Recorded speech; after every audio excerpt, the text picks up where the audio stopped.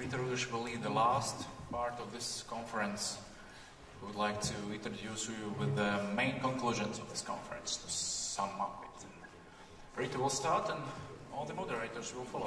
Yes, thank you very much. And we are, of course, very much aware that we are the last obstacle on your way to wine and the refreshments, but it is very important for us to have this concluding session, because this was one of the reasons behind this conference, was to actually establish a baseline. Where are we now to do this reflection and to come up with some solutions? We would like to have those solutions spelled out and afterwards available in writing, so that we can build our future conversations based on what we heard today. So if I may please ask the three moderators, Ove and Olga and Jesper, to come and take these seats. I'm sorry, gentlemen, you will have to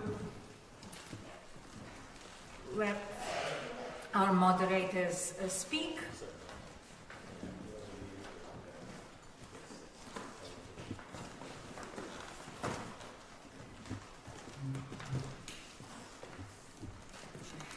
And we will do it in the same order as today's conversation progressed.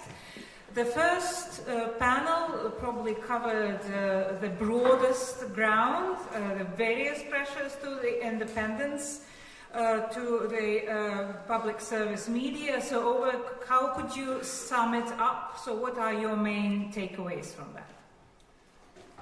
Thank you, Rita. It's been an interesting afternoon. Well, I'm a reporter at heart, but it would be too hard a reporting task, I think, to summarize even my own panel.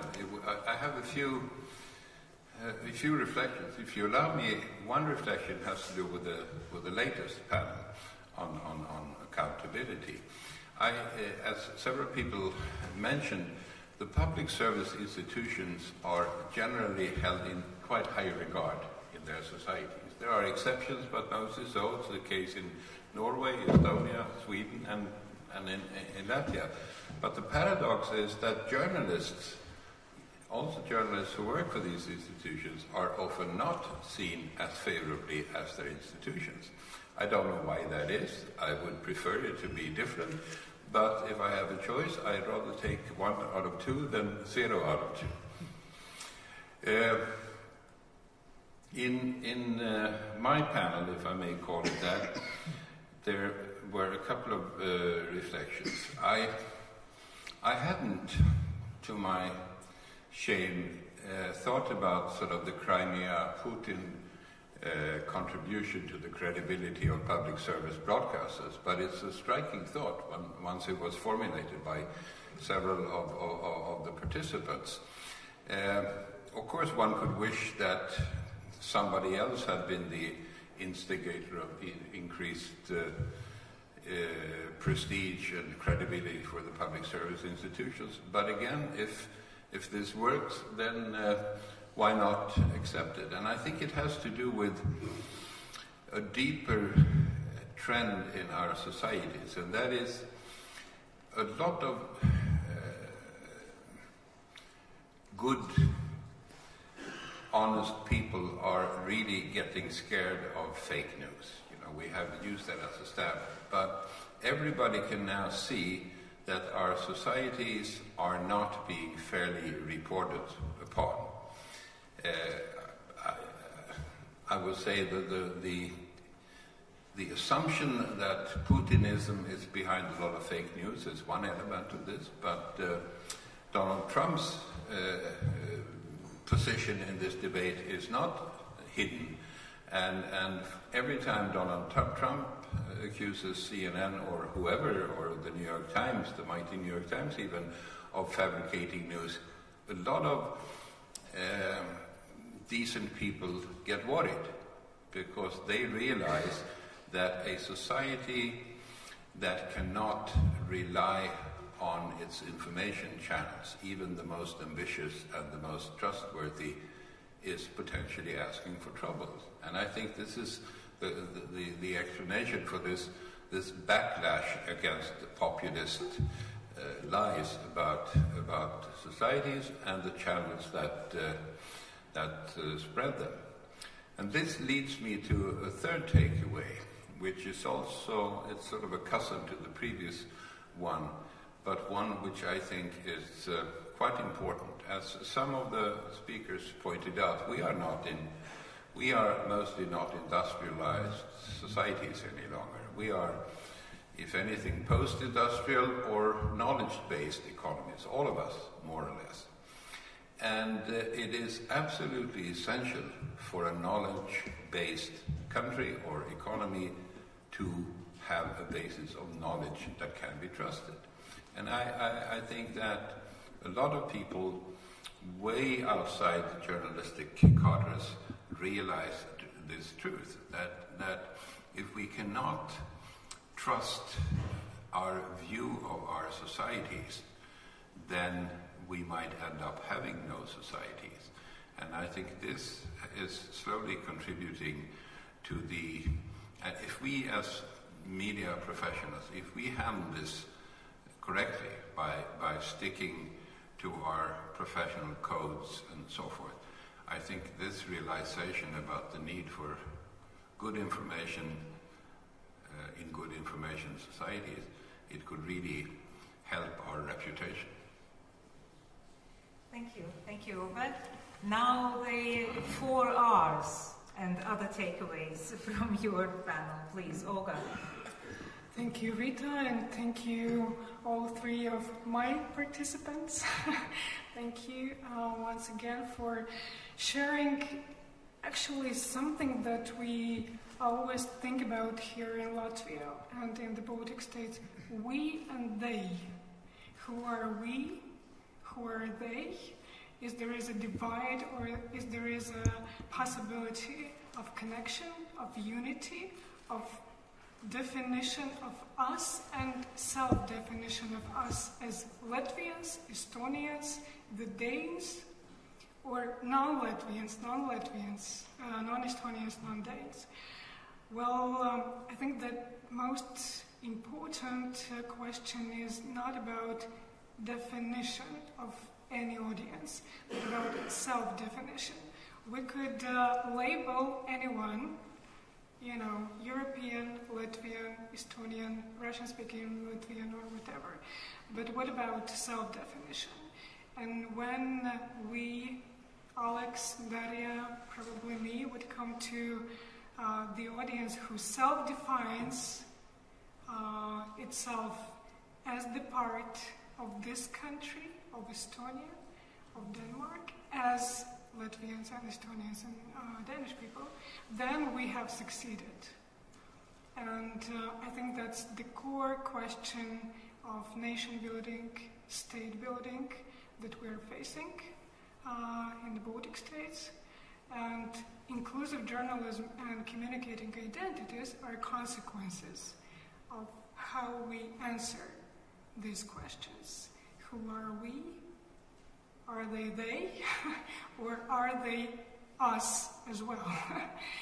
And thank you for our respect, recruit, represent. I do not remember the 4th one.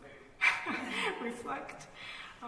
These are perfect ones, I think, in terms of representation as well. I would be dreaming of watching the main public service news program, Panorama, on LTV1, which would have 2 presenters in one time. One Latvian, and the other with a slight Russian accent in his or her Latvian. Thank you. Thank you. So, Leif, with your permission, we will have your 4 R's as one of the core takeaways from the inclusive journalism session. And last but certainly not least, the accountability panel. Jesper, I hope you had time to catch your breath, and please tell us what your main thoughts are after that. Thank you. I think I've noticed one theme underpinning listening to all these panel debates topics, the manifest topics in all the debates, and that is the fear of losing the audience. I think that Sergei Nesterov, he touched upon that point when he said, what is the point of accountability if you have no audience? And having no audience is the fear we all have in these days, belonging to public service medias. I also think that across the panels, we can see that there's a big variety and diversity in the ways that different public service medias around the Baltic Sea can address this topic, and we have to be patient, but we have to rely on that accountability goes along with an audience, and we have to do our utmost to keep the audience and balancing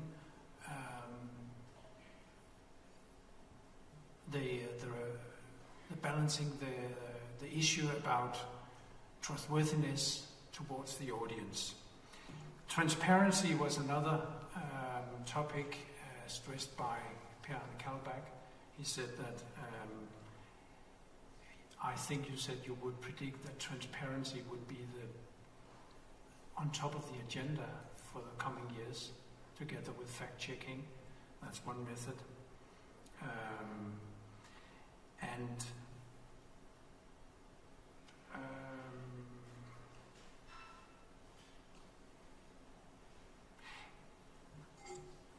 And we also touched upon the point of how to get in contact with the audience.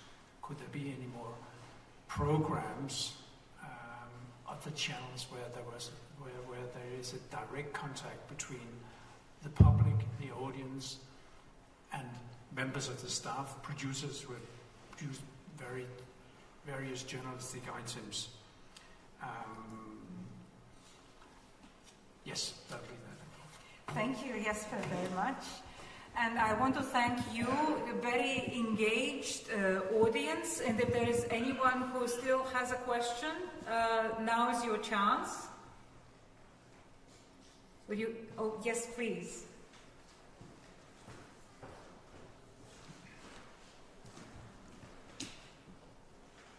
Sorry to keep you awake in this. I'm Jens Rasmussen, representing the Nordic Council of Ministers, and thank you very much for this interesting afternoon.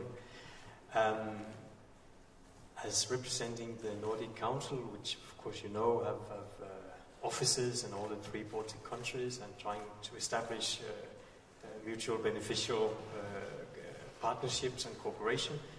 Of course, I'm in search for what can we do together. What can we do better if we work together?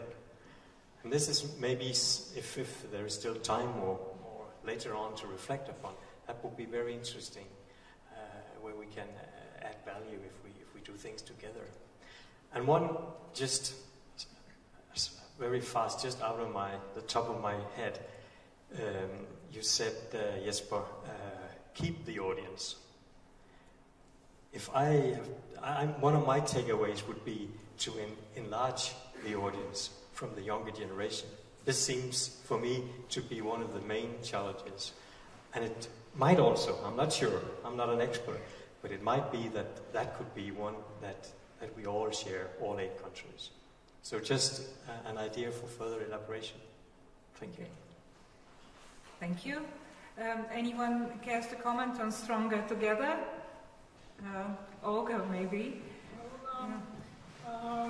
ETV Plus and Russian content of LTV7 already stands together. I suppose in our common project we have TV bridges between Tallinn and Riga for 2 times already. It's a lot for us. And I think it's the best way of keeping, enlarging and engaging the audiences, keeping us together, showing that we do have common problems, identity problems, education problems, and we need to solve them. And this search for solving the problems is that keeps us together as well. Yes. I'm very thankful that you brought that up because this has really been a very tangible example of regional collaboration, and there'll be more of those as we go along. And again, one of the thoughts behind this forum was to bring together a wider variety of public broadcasters from across the region and start the conversation in a larger format. And I wanted to remind the people present and those watching the live stream that tomorrow is the second day or more practical day of this forum, where we will be discussing different formats and also the ways of maybe collaborating more. Now, I will have one more intervention or question from the audience, if there is one. If not, then I have to say huge thanks to a number of people and organizations without whom this would not have happened. And of course, first and foremost, the Nordic Council of Ministers for believing in this idea and supporting it.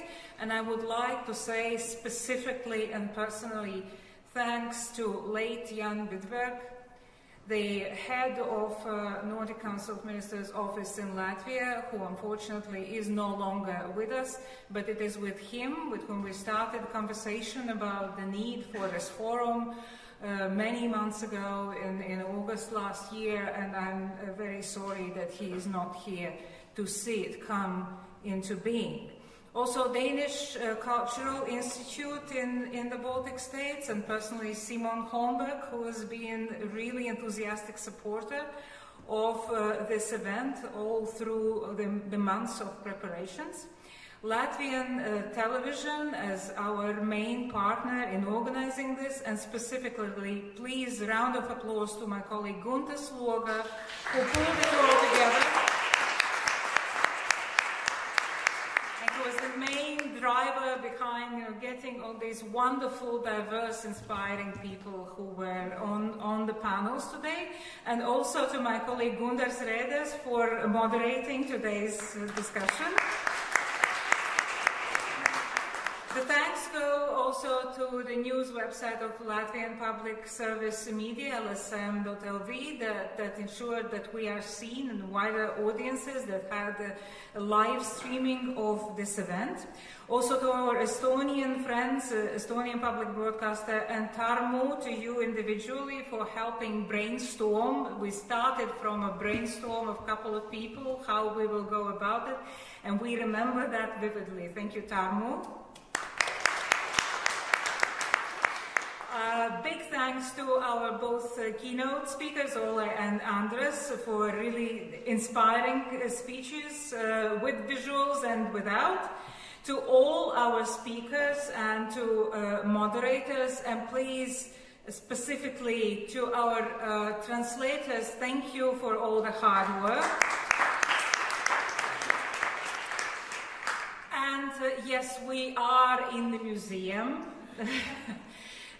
But it's very important what content you put in that museum, and I think we are in a historic, beautiful building, and we are thankful for being able to use this environment. But I think we have proven that we are not behind the glass and certainly forward-thinking. So thanks to them. And last but certainly not least, my colleagues at Baltic Center for Media Excellence, Antonia, Diana, Beatrice, and Signe, who've been running around behind the scenes and making sure that everything runs smoothly. So thank you very much. You've been a great audience, very good questions, and a wonderful conversation. And now we have all earned some wine. Thank you.